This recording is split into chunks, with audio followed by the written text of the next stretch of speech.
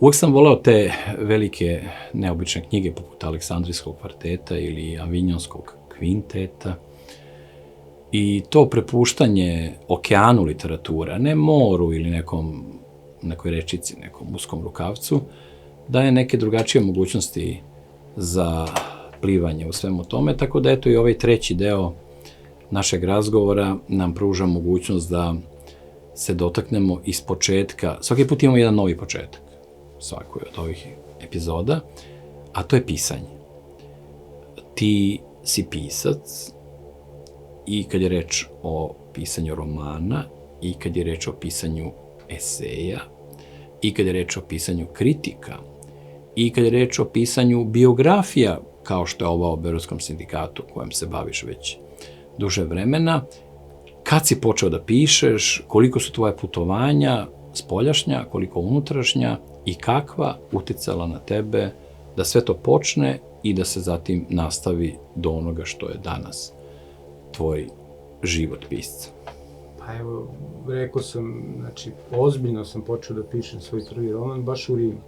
I baš u toj vili Borghese, tamo ima taj Eskulapov hram i to je kao jedno malo jezerce i tu je taj kao slavoluk i tu sam sedeo i pisao. Znači, to mi je bilo mesto koje mi inspirisalo.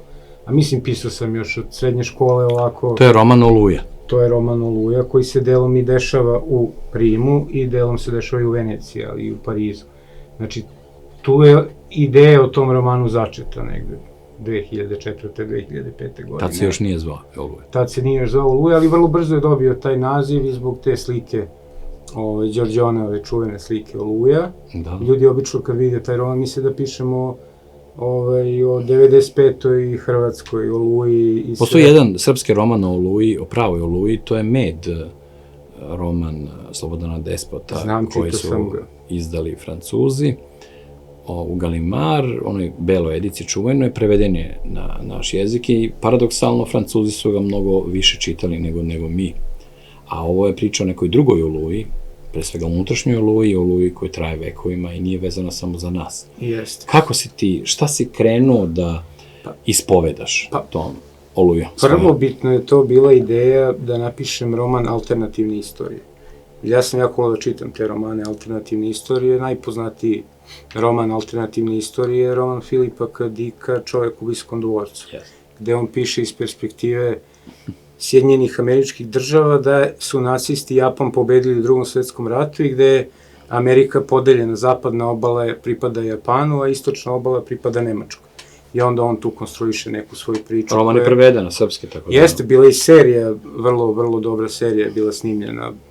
Malo su onda oni proširili tu njegovu inicijalnu priču, fantastična serija, stvarno jedna od boljih serija snimljenih. Meni je ta ideja nekako zaokupila i bila mi ideja da pišemo Srbiji 2000-te u kojoj se Jugoslavija nije raspala na način na koji se raspala.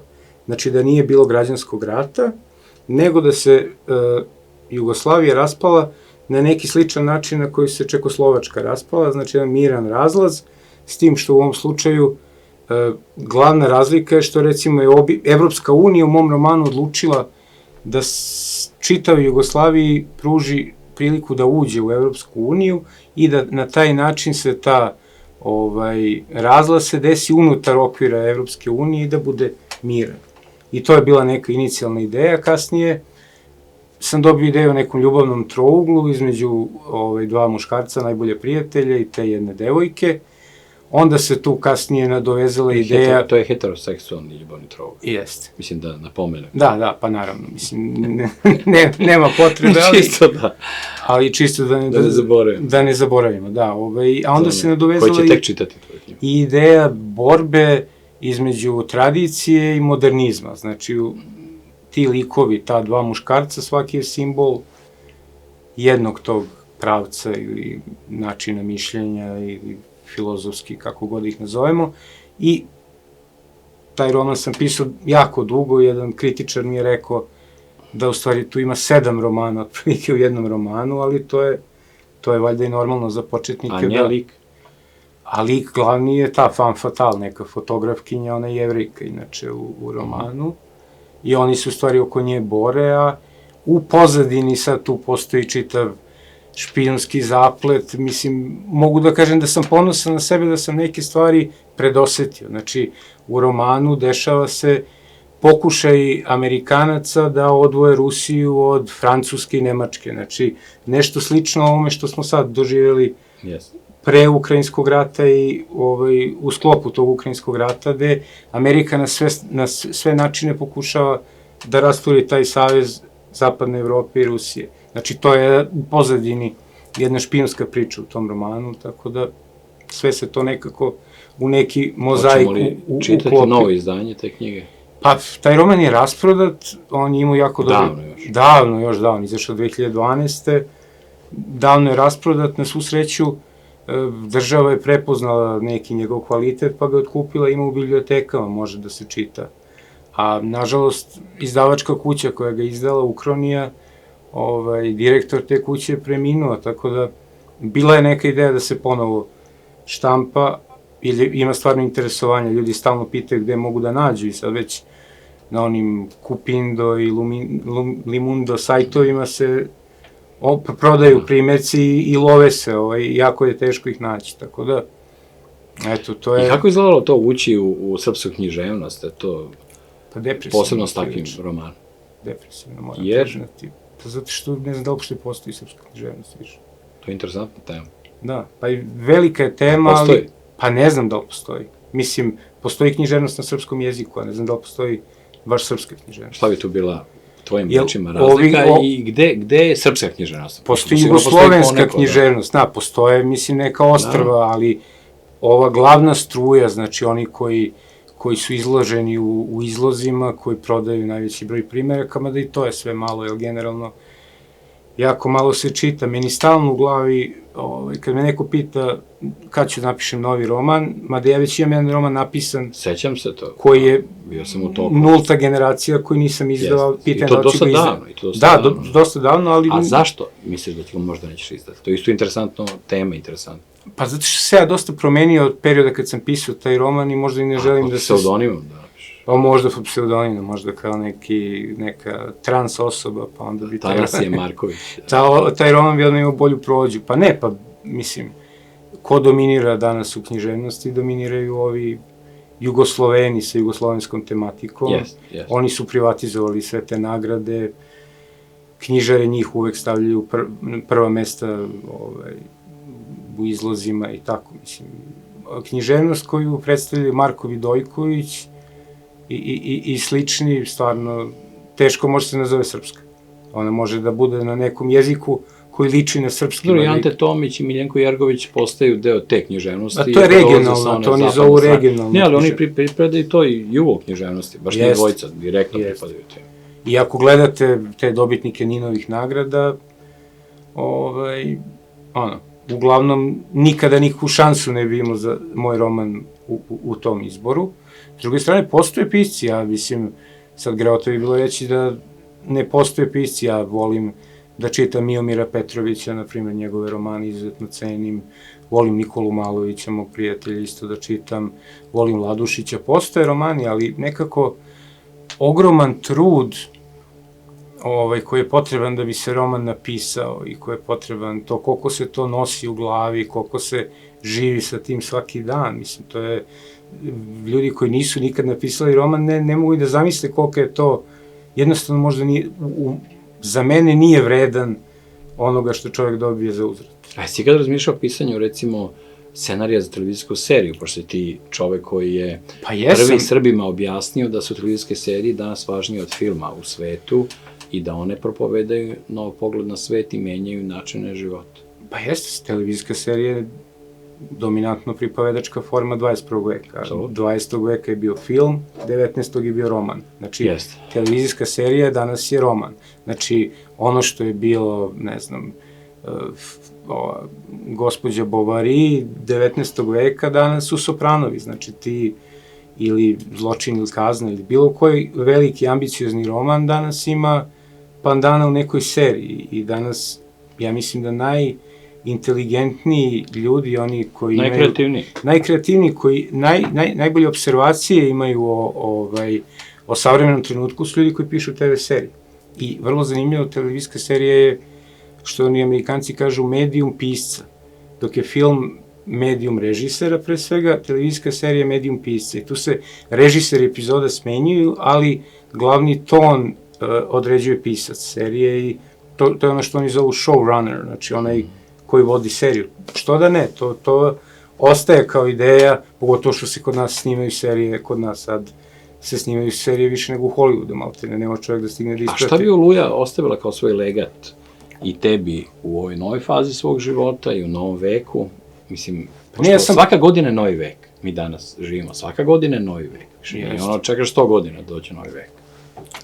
Recimo, od prošle godine, od februara do danas, mi živimo u potpuno novom veku. Pa ne znam, ja sam ponosan na taj roman. Dobio sam pohvale od nekih ljudi koje nisam očekivao iskreno. Naprimjer, Đorđa Kadijevića, mislim, koji je to očito oduševio se i tako nekih ljudi koji... A umetnička dimenzija u tvojoj porodici postoji kroz tvog dedu po majici, Slobodana Cicu Perovića, po mnogima najneobičnijeg, možda i najtalentovanijeg, najdelikatnijeg našeg glumca, koji je u sebi nosio nekako čudnu melanholiju i rezignaciju. Iz kojih razloga i kako je on, kad si ti prvi put gledao njegove filmove, na koji način ti njega nisi ni upoznao? Ja njega nisam, nažalost, ni upoznao, on je umro 1978. A ja se rodio godinu dana kasnije. Tačno između njegove i Titove smrti si rođen? Jeste, eto. Šta god to značilo? Šta god to značilo. Pa jeste, mislim, to kad sam bio mlađi mi nije ništa značilo, jer prosto, ja sam bio zaljubljen u filmu Arnolda Schwarzeneggera i Silvestra Stallone, nije me zanimali, ne znam sad, ono... To je bilo pre osnovne škole. Buđenje pacova i takvi filmovi me nisu zanimali. Kasnije, kada sam sazreo i kada sam počeo da gledam i film i uopšte da doživljavam umetnost na drugačiji način, shvatio sam da je on možda i najveći srpski glumac i to, mislim, ne kažem ja. I drugačiji od ostalih. Da, to sigurno, da je najneobičniji i da je bio na neki način preteča nekih glumaca koji su kasnije došli, ali u Hollywoodu, taj metodski način glume iznutra koji on, kako je on glumio, to je kasnije postalo hit 70. godina u Hollywoodu, tako da on je na neki način bio avangarda ovde. On je dobio tu neobično posvećenu knjigu, posvećenu njemu. To je Željko Simić napisao filozofsku jednu praktičnu knjigu posvećenu njemu, koja nije klasična biografija, ali... A ostavio je i onaj čudni putopisni serijal koji sam ja gledao na televiziji nekoliko puta, gde on putuje u nekom automobilu, onako, iz onog vremena, putuje i usput govori o stvarima koje sreće i ta njegova neposrednost je jedna od najinteresantnijih putopisnih, usmanih proza koje sam ja ikad u životu vidio. Jeste, to je i roman jedan napisao, nažalost on izgubljen, mislim, taj roman koji je napisao, moja majka ga je, komplikovane priče, dala ga je nekoj novinarki koja onda je izgubio svaki trag i to je dosta jedna nesrećna priča, ali on je bio jedna izuzetno neobična ličnost. Imam ja očigledno neke elemente njega, mislim, on nije mnogo voleo veliko društvo, voleo je samoću i ja dosta volim ovako da se osamim i prije mi samoća. S druge strane, on je mnogo bio veći putnik od mene, njemu su ta putovanja bila potreba neka, svoju slobodu je potvrđivo kroz ta putovanja. I vreme kome on živeo. Ali i vreme, i on imao, što je rekao i Rade Marković, on je pre nego što je ušao u svet glume, i imao jedan Hemingwayevski intenzivan život, tako je baš rekao, jer on je bio u zarobljeništvu tokom rata, je kao dečak od 17 godina odveden bio u radnom logoru u Nemačkoj. I tamo su neke Hitlerove biste pravili Hitlerove biste i on se, na primjer, kad je došlo oslobođenje, on se peške vratio kući, znači radeći usput, iz Nemačke, da, radeći usput kao nadničar na nekim farmama i imanjima i vratio se peške. I onda kad je ušao... On the road. Da, i onda kad je ušao on u svet filma, on već imao toliko toga da kaže i već je proživeo i veliku patnju i neke slomove i uopšte imao je šta da kaže. Mislim da je to razlika zašto smo imali takve glumce, jer su svi oni imali neke vrlo burne živote pre nego što su ušli u glumu. Jer čovjek da bi mogao da stvara neke likove, on mora nešto i sebe da izvuče, mora da ima neke iskustva.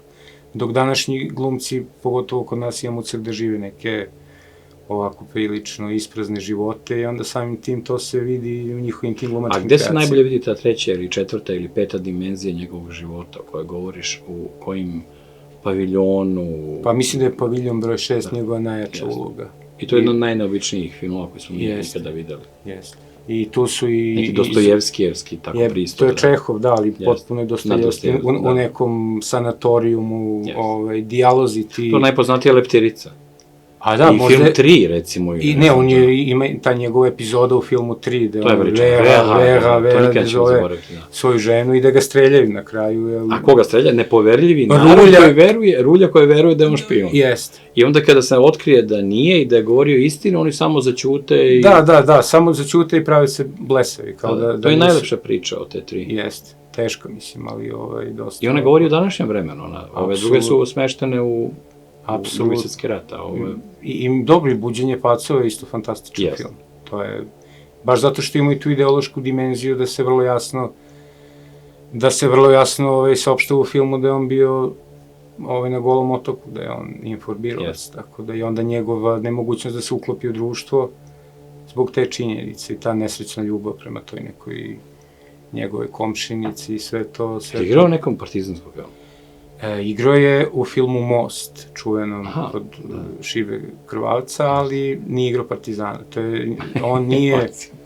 On nije želeo da igra Partizana, on imao ponude, ali tu igrao projektanta tog mosta koji treba da se digne u vazduh, ali nekoga ko je pripadnik ove građanske klase poražen. Znači, na kraju on diže u vazduh taj most, igra, to mu je možda i najpopularnija uloga i majka mi pričala da je on najviše u životu zaradio od tog filma.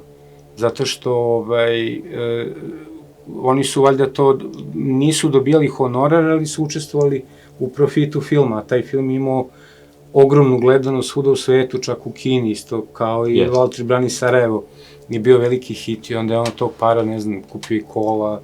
I veliki deo tih putovanja je finansirao baš od filma Most. Ali on je imao periode kad nije imao šta da jede. Znači, do duše on nije bio i kockar, on je živao takav život bojemski, ovako, nije bio uredan tip. Baš sam ti pričao kako je imao stan u kome je bilo samo krevet i jedan ormar, otprilike, od namještaja. Do duše, to je kad se razveo od moje bake, posle se je oženio nekom mlađom devojkom, ali to je bilo već pred smrt. Tako da on je prerano umro, inače, zato ga mnoge mlađe generacije ne znaju, ali ja svako malo... Ali opstali su filmovi. Opstali su filmovi i ljudi koji se znaju, oni svako malo, ne znam, kod Radeta Šerbedžija u biografiji kaže Cica Perović najveći, pa ne znam, Sergej Trifunović mi iznenadio, da on kaže da se maltene posvađao sa Danilom Batom, u svojoj knjizi piše da se maltene posvađao s Danilom Batom Stojkovićem, kada je ovome rekao da je Cica Perović najveći naš glumac, da ga gađao pepeljerom, ne znam šta je bilo. Tako da... U oduševljenju. Da, ne baš u oduševljenju, ali znači da nije zaboravljen i dobio je ulicu, on imao je dugo u Kragujevcu ulicu, sad ima i u Beogradu ulicu i ima kod Takvuda je bila stavljena spomen ploča, ali nažalost to su neki vandali uništili, pa sad treba to da se obnovi. A svake porodice je Cice Perović? Pa on je iz oficirske porodice, on je iz ove porodice, da kažemo, monarhističke bio. I oni su iz Niša, ali on je igran slučaja rođen u Kragujevcu. Tako da to mu piše kao datum rođenja. Bio je, mislim, ovako imao je dosta teško i detinjstvo i odrastanje, tako da... A šta je on ostavio kroz svoje filmove i priče svoje kćerci, tvoje majci, šta je on ostavio za Marka? Knjiga, kako bi rekli, zavetna poruka za Marka, koju svako ima, mislim, tako da nešto si ti dobio od njega kroz te razgovore. Pa sigurno i kroz gene, a verovatno nešto i ovako, neki... Šta si, recimo? Primer njegov, biti slobodan. Nisi kockar. Biti slobodan, eto, i ono... A isto... I ne težiti uspehu, to je isto jedna neverovatno retka crta. Jeste, mislim da to kod mene ljudi, mislim, sad ispada da nešto se hvalim, ali ja baš imam rezerve prema tom nekom estradnom nastupu, želji da idem po televizijama i tako, a i on isto nije voleo iako je bio glumac, iako je to u neku ruku bilo u opisu njegovog posla, nije voleo da da intervjue, nije voleo da se slika i to. Da. Sloboda.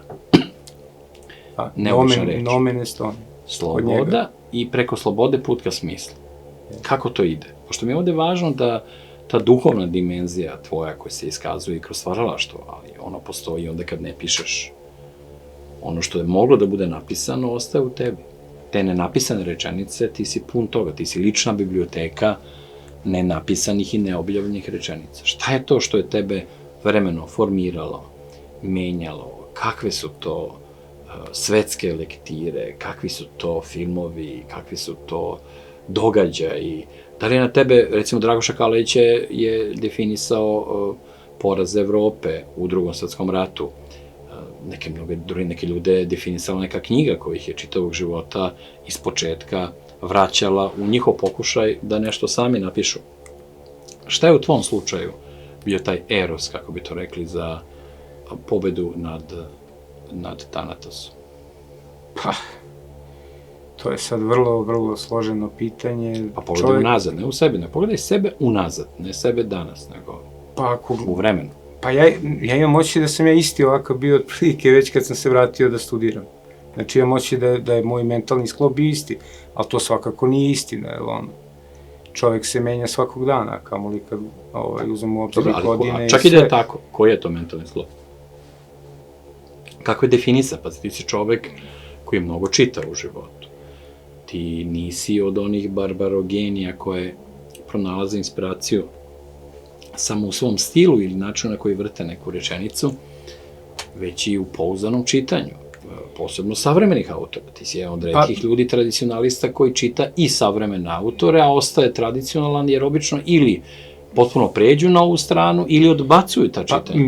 Mene, dobro, Kalejić svakako da je dosta doprineo tim svojim stavom prema životu i uopšte čitavo otkriće te grupe takozvane filozofije trećeg puta je dosta uticalo na mene da zauzem neku distancu kako u odnosu na neki savremeni kapitalizam, neoliberalni, s druge strane i na taj komunizam u kome su moji roditelji rođeni, odrasli i babi i dede. Tako da, on je uticao, Momo Kapor je možda najviše uticao što se tiče nekog stila pisanja. To je zanimljivo, samo da vidimo to sa Momom Kaporom. Kako je došlo do tog preuzimanja? Pošto Momo Kapor je dugo vremena bio prećutan, nevidljiv i svrstan na najpogrešniji mogući način u nešto što nije bio. On je tretiran kao komercijalan pisac. Kao laki pisac, prozao trapericama. I svi su mislili da će on prvi pohrliti ka jugoslovenskom tom pomiriteljskom principu, da će se odreći Srba i srpstva onog trenutka kada oni budu bili ugroženi i napadnuti. Naprotiv, on je upravo pokazao... On je tad postao veći Srbin od svih. A on je mogao da bude najpopularniji zagrebački hrvatski pisac svih vremena. Mogao je da ostane to je bio, ali mogao je da ostane to. Pa jeste, meni je smešno kad ovi iz raznih tih mondijalističkih krugova pokušavaju da brane Momu Kapora od njega samog. Pa da onda izvode te kao neke eseje gde oni objašnjavaju da jeste on bio u zabludi što je podržavao Radovana Karadžića, ali ipak... Oni seku nekog pravo kao Momo od ovo kao nekog. Da, kao eto, oprostit ćemo oni to, spremni su da mu oproste. Mislim, to je bila njegova suština. Ko je čitao njega, zna da je, šta je njegov život obeležilo i kako je njegova majka poginula u Sarajevu, pokušavajući njega da zaštiti i zašto je u krajnjem slučaju otišao iz tog Sarajeva, sve to se kasnije vratilo kad je počeo rat. I meni uopšte to nije bilo iznenađenje, ali meni je... Ali to je kao i Dragoš, još jedan hedonizam koji u sebi ima duboko etičku dimenziju. Pa jeste. I patriotsku. Apsolutno to, ta lakoća koja nije bila površnost. Meni se kod njih najviše sviđalo što su oni bili svetski ljudi, a patriote. Meni je to uvek bio neki model koji sam pokušavao ja u svom životu da to što sam i kosmopolitan na neki način, ne znači da sam anti-Srbin i da imam neki osjećaj gađenja prema svemu našem, prema našem identitetu, tradiciji, ne. Znači, to je vrlo važno i oni su taj model promovisali i Momo Kapor i Dragoš i recimo, ne znam, Miloš Obajić isto, njegova knjiga koju je napisao kao testamentarna ta Mojih 9 života, isto fantastična, da čovjek vidi koji je on uspeh imao u Parizu kao slikar, a opet u ključnim trenucima je bio spreman da rizikuje deo tog uspeha i slave i divljenja i tapšanja po ramenu, da bi se zauzeo za svoj narod. A imao je to tragično detinjstvo. Imao je tragično isto sa svojom majkom, kako je rođen i praktično uz begu, mislim, usred rata, tako da mislim da ti ljudi su imali to iskustvo i da im on nikad nije dalo to iskustvo da do kraja pređu na ovu stranu, iako su imali uspeha i bili slavljeni. A to je interesantno, oni su bili izuzetno, izrazito urbani.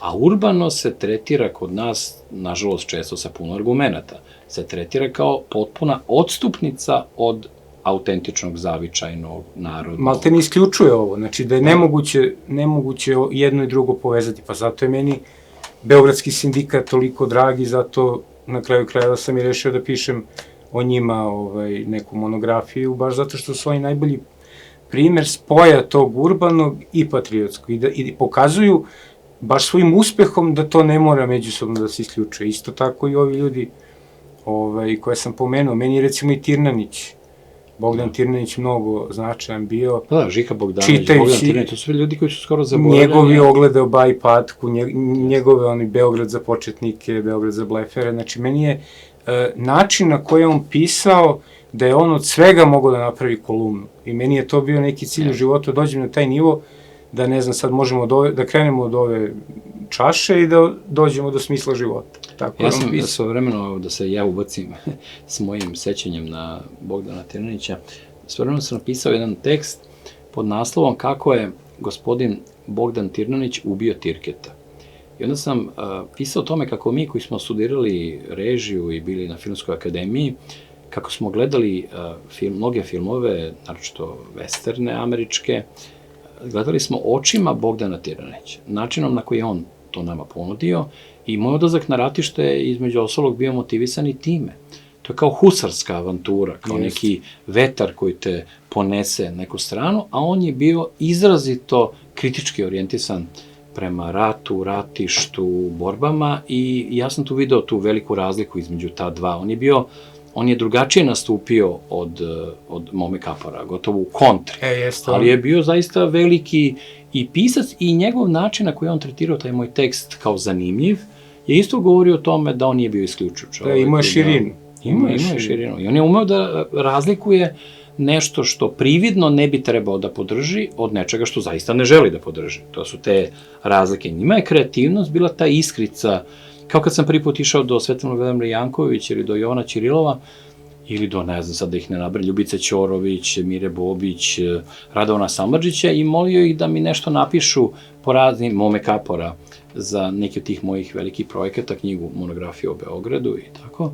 I s kojim su radošću oni pristajali na to i čak su dopuštali da im menjam tekst. Momo Kapor je čak dopustio da mu promenim naslov njegovog teksta, rekavši da je to meni ekskluzivno on dopušta. Tako da svima njima nabrojanima urbanost uopšte nije smetala i razlike, ideološke razlike u onome što sam ja tada već odavno bio, uopšte im nije smetalo ni da sarađuje sa mnom, čak da pokažu neku radoznalost za nečim drugačijim i neobičnim, što je zajedno sa mnom upalo u njihove živote na trenutak. Pa jeste, mislim ranije da su i ti ljudi koji su bili na nekoj suprotnoj ideološkoj strani uslovno od nas dvojice, su imali mnogo veću širinu i erudiciju i obrazovanje i životno iskustvo nego ovi danas koji su zauzeli te pozicije. Tako da sve su bili više ljudi. Bili su više ljudi, mislim, imali su, mislim da su imali to neko intelektualno poštenje, iako njih bilo na mnogo višem nivou. Ovo sad je neka varijanta nekih kursista koji su tu tako... Da pomenemo onda te nekadašnje sa poštovanjem, pošto sa njima je moglo da se razgovara i da se polemiše, a da to sve ima smisla.